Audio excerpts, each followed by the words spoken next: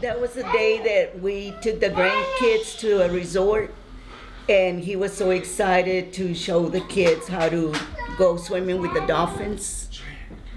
And I mean, it was just, he was really happy to have the grandkids swimming with the dolphins. And he was just so happy.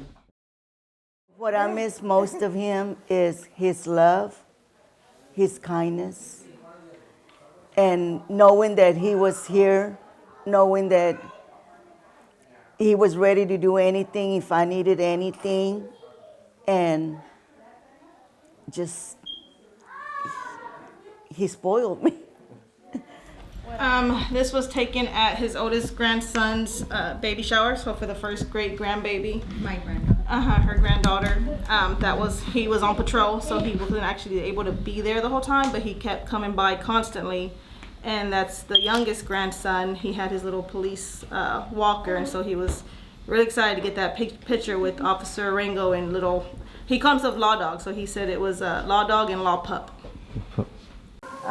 The grieving process, I believe, definitely comes in waves. There's days where I can just laugh about him, thinking about things, and there's days where, because I work alone here from home in the room, and there's just days that I can't do it.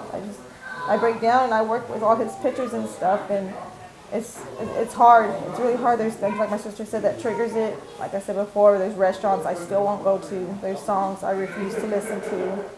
And then, like my brother said, him being with the grandkids, my son is just now starting baseball, and actually they're in Everman, and I know he would have been there, and that's what hurts, is him not there.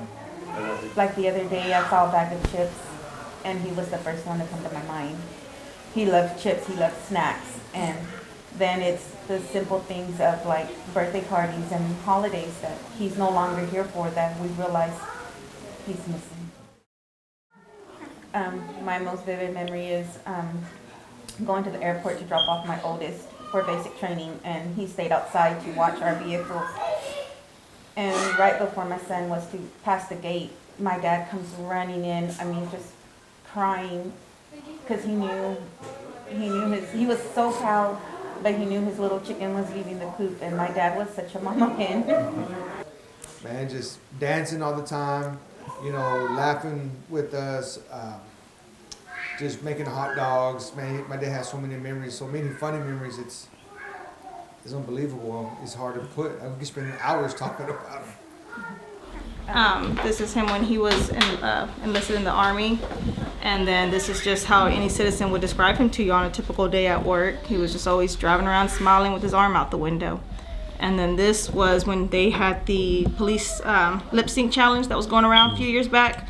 His department finally did a challenge, and he was so excited that day. And if you met him, he was going to definitely show you that video on YouTube.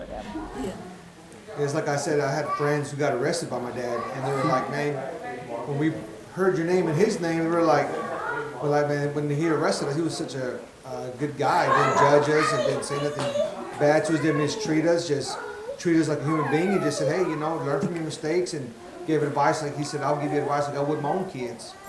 He was just a good man. People come to us, and we still hear new stories. There's a few things we knew of, because he was very big on work was work and home was home. He never brought work home, so we didn't know a lot, but the people have shared how much he did at work, all the good he did for them.